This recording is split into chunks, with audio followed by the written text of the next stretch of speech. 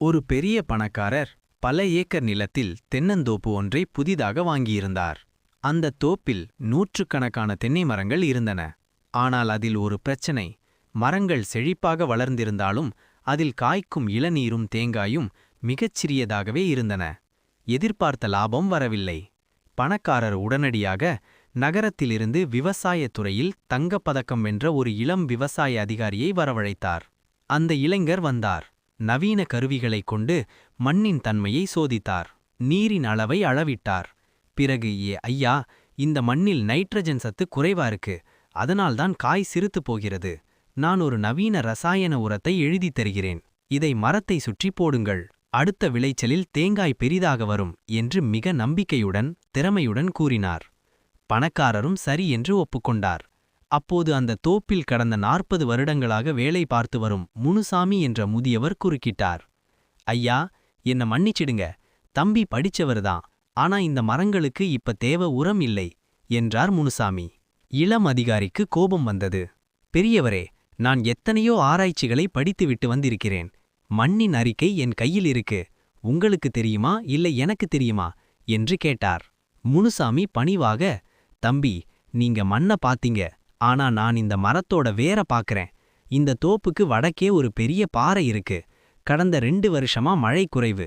அதனால தென்னை மரத்தோட வேர்கள் தண்ணியை தேடி அந்த பாறையை சுத்தி போய்கிட்டு இருக்கு. வேர்களுக்கு தேவையான காத்தோட்டம் கிடைக்கல. அதான் காய் சிறுத்து போச்சு என்றார் முனுசாமி. அதற்கு என்ன செய்ய வேண்டும் என்று பணக்காரர் கேட்டார். வேற ஒன்னும் இல்லைங்கய்யா. மரங்களுக்கு நடுவே சணப்பை ஒரு வகை செடியை விதைத்து விடுங்க. அது வளர்ந்ததும் அதை அங்கேயே மடக்கி உழுதிடுவோம். அது மண்ணை லேசாக்கி காத்தோட்டத்தை கொடுக்கும். வேர்கள் பாறையை விட்டு விலகி சுவாசிக்க ஆரம்பிக்கும் என்றார் முனுசாமி. இளம் அதிகாரி அதை நம்பவில்லை. இது பழைய காலத்து முறை, இது வேலைக்காகாது என்று சொல்லிவிட்டுச் சென்றார். பணக்காரர் ஒரு முடிவெடுத்தார். தோப்பின் ஒரு பாதியில் அதிகாரி சொன்ன ரசாயன உரத்தையும் மறுபாதியில் முனுசாமி சொன்ன இயற்கை வழியையும் பின்பற்றினார். 6 மாதங்கள் கழிந்தன. இளம் அதிகாரி உரம் போட்ட மரங்கள் பசுமையாக இருந்தன. ஆனால் தேங்காயின் அளவு பெரிதாக மாறவில்லை. ஆனால் முனுசாமி பராமரித்த பகுதியில் இருந்த மரங்கள் செழிப்பாக வளர்ந்து பெரிய பெரிய தேங்காய்களை கொடுத்தன. அதிகாரிக்கு அதிர்ச்சி. இது எப்படி சாத்தியம் என்று கேட்டார். முனுசாமி சிரித்துக்கொண்டே சொன்னார். தம்பி, நீங்க படிச்சது வேளாண்மை அறிவியல். ஆனா நான் கத்துக்கிட்டது மண்ணின் மொழி. எந்த புத்தகத்திலும் இந்த தோப்புக்காடியில் பாறை இருக்கிறதுன்னு எழுதியிருக்காது. அதை இந்த மண்ணோட பல வருஷம் பழகினால்தான் தெரிஞ்சுக்க முடியும். திறமை என்பது பிரச்சனையை எப்படி தீர்ப்பண்ணி என்று புத்தகத்தில் படித்து தெரிந்து கொள்வது.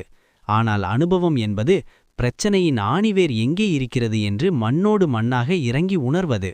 சில நேரங்களில் நவீன தொழில்நுட்பத்தை விட அனுபவம் வாய்ந்தவர்களின் ஒரு சிறிய ஆலோசனை பெரிய மாற்றத்தை உருவாக்கும்.